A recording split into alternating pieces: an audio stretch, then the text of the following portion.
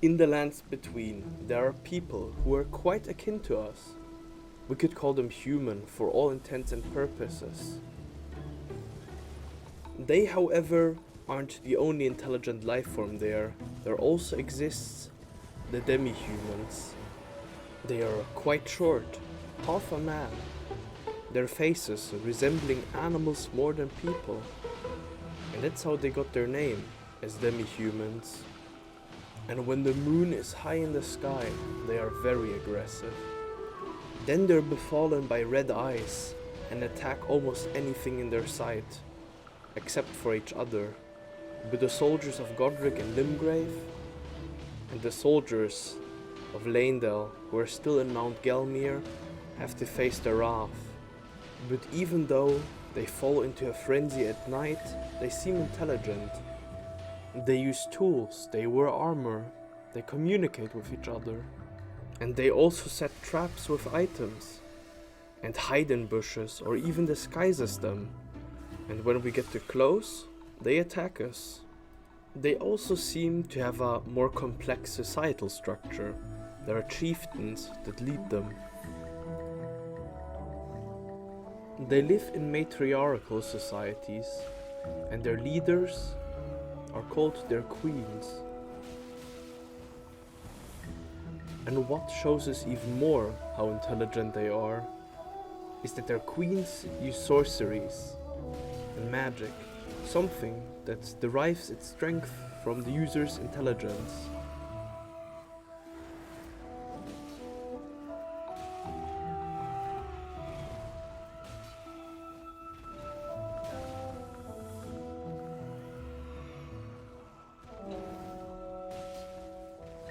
And we can see that most clearly if we fight a group of demi-humans and we slay their queen, they fall into a panic and they stop attacking us. And if you weren't convinced yet that the demi-humans are just as smart as normal people, Kenneth Haight had an alliance with them until one of his knights killed their queen. But knowing people, you know that intelligence can also lead to stupidity. Like banishing one of your own because he follows a hobby you cannot understand.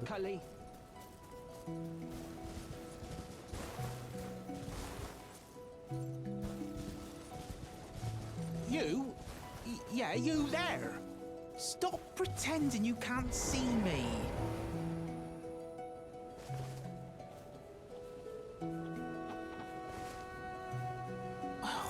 Why won't anyone look me in the eye? I'm not that ugly, am I?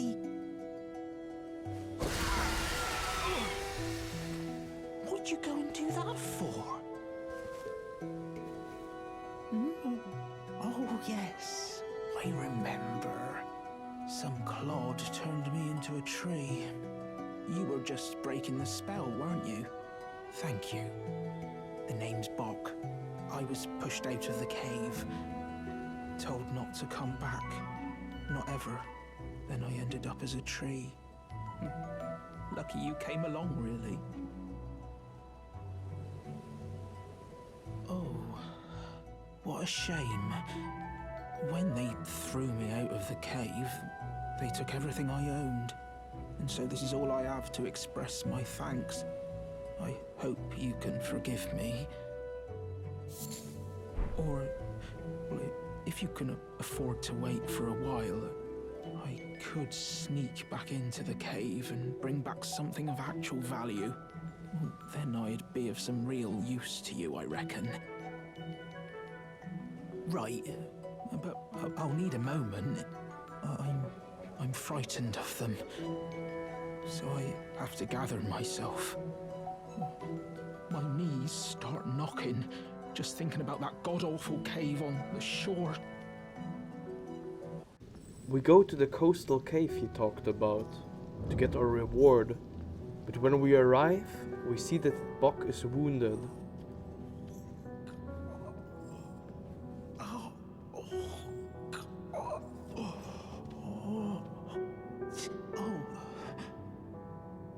What are you doing here? You must leave this place at once. They'll rush in and beat you to a pulp. Oh, you'll end up just like me. To avenge Buck, we run into the cave together with Old Knight Istvan.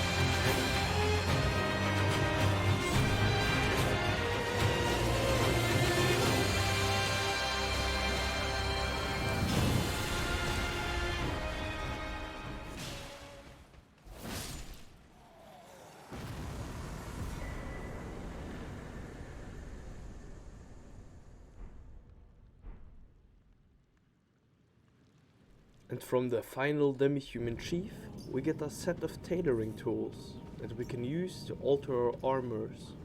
But we go to Buck instead and give it to him. Oh, what are you doing here? You must leave this place at once. They'll rush in and beat you to a pulp. Oh, you'll end up just like me. Wait, is that what I think it is? You got it back for me. My sewing needle.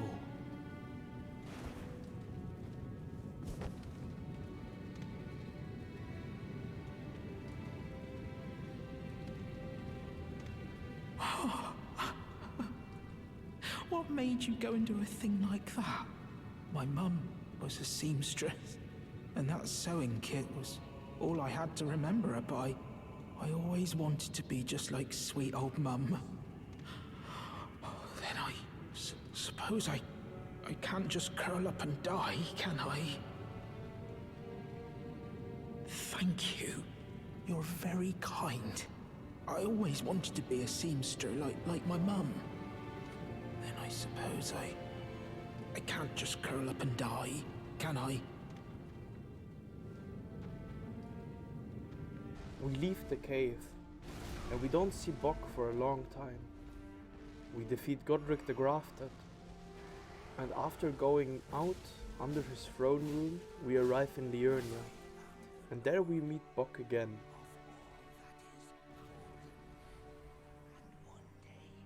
Good to see you, Master. Do you remember me? Bok, the Demi-human. You helped me before and retrieved my sewing needle. Please, Master, allow me to serve you as your seamster. I can't make nothing from scratch, but I'm happy to make adjustments to your garments. Buck thinks himself as in our debt, and will always alter our armor for free. Master, I was wondering, do you ever make adjustments to your garb yourself? I would, well, rather you let me do the job when possible, please. I don't ask anything in return, you know, and, well, I am your personal seamster after all. Going so soon? Please do be safe on your journeys.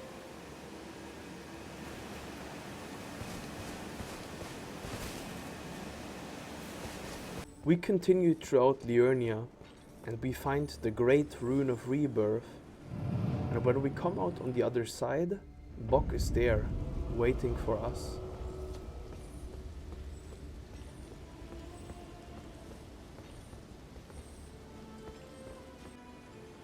Bock the Seamster, at your service, master.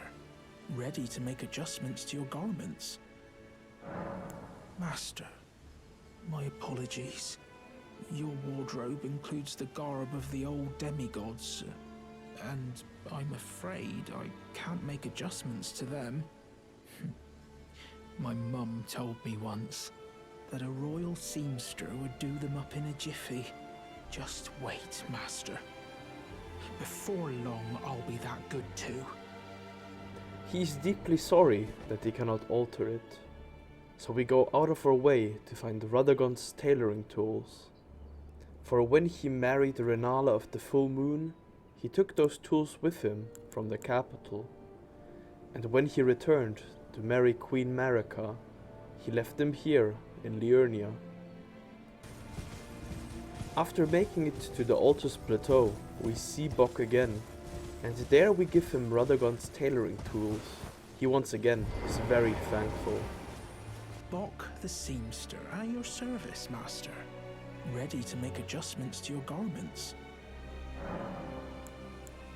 Is that a gift for my undeserving self? Thank you kindly. But what on earth could it... Oh, amazing! I've never seen a golden needle. Not in all my life. With a spectacular royal crest to boot. Are you certain that this is for me? Oh, I can hardly believe it. Have faith in me, master. I'll polish my craft enough that I deserve this golden gift. I'll be the golden seamster, Bock. Now I'll be able to sew anything. Even the threads of the demigods. Do you think that Mum would be pleased if she knew that I'm as good as any royal seamster now? Oh, it's still not enough. I need to learn how to sew from scratch like her. Master, may I ask you something? Would you mind if I called you Lord? I heard that you and the other Tarnished seek the throne of the Elden Lord. Well, I know that you will be the one, and you'd make just the manner of kind-hearted lord that I'd wish for. So please, if you would, allow me to call you Lord. We allow it. You don't say. Thank you. Thank you. My lord, my lord, my lord. Please become Elden Lord. And please let I, Bock the Seamster, remain at your side. Going already, my lord. Please do be safe on your journeys. After our conversation with Bock, Melina comes to us. And unlike Melina, Bock had a mother and misses her dearly. Your seamster, Bock. I see him crying from time to time. I think he misses his mother. He wants someone to tell him he's beautiful. Does being born of a mother mean one behaves in such a manner?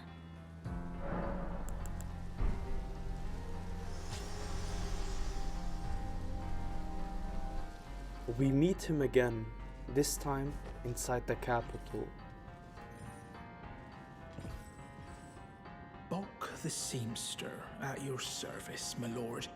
Ready to make adjustments to your garments. My lord, did you see it? The Erd Tree.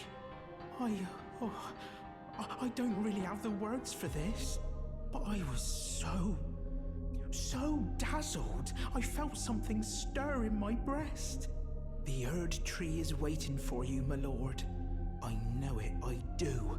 I feel it in my bones. Oh, please, take the throne of Elden Lord. My lord, have you ever wished you might be born again? Well, they say that Renala of Rea Lucaria has the power to help people be reborn.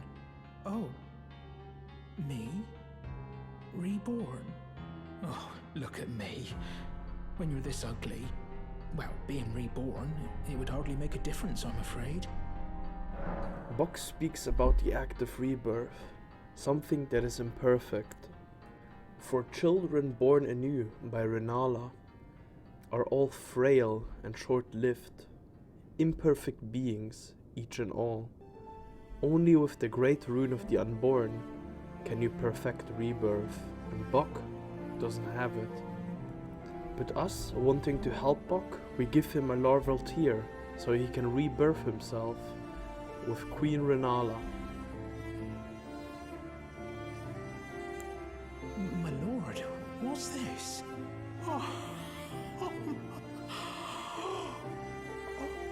It can't be. For my rebirth. But these are precious. Are you certain that it's for me? My lord, how did you know? It was my only wish that I might honor you with a decent appearance. My lord, it shouldn't take me long. I'm off to see Renala of Rea Lucaria. I'll be reborn, fresh and new. Going already, my lord. Please do be safe on your journeys. And when we visit him at the academy, he has been rebirthed as a human. But being imperfect as it is, he lost his ability to speak. And soon after that, he would die.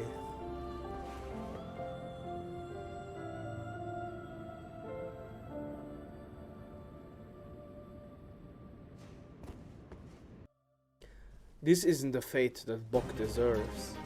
So instead of giving him a larval tear, we take into consideration that which Melina has told us, that he misses his mother and he thinks himself ugly. So we go on a journey to find Bock's mother.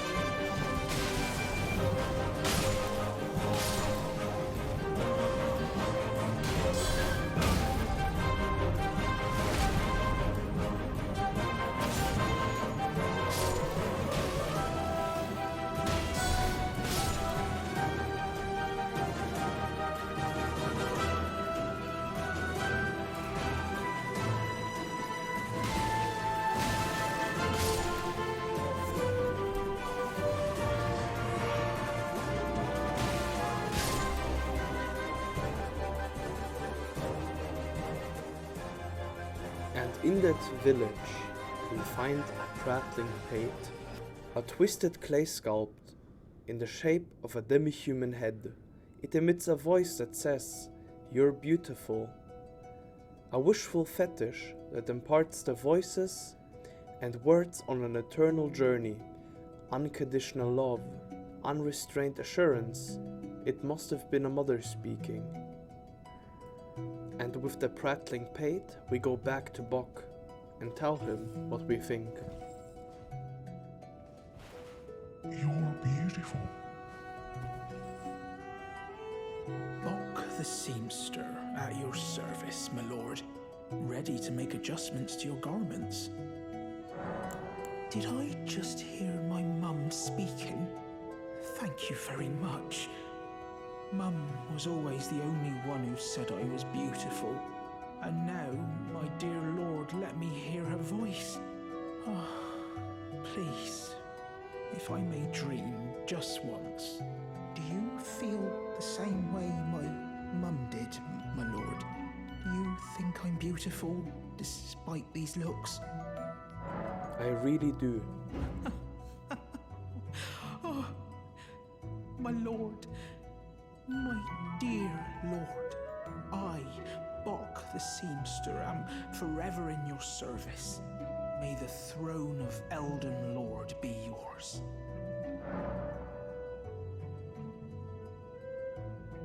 Going already, my lord. Please do be safe on your journeys. And so we could let Bok hear his mother's voice for one last time. From this point onward, Bok will always be by our side. And when we claim the title of Elden Lord and sit on the Elden throne, Bok will be beside us as a royal seamster. Almost no one has a happy end, but Bok is one of the few who truly deserves one.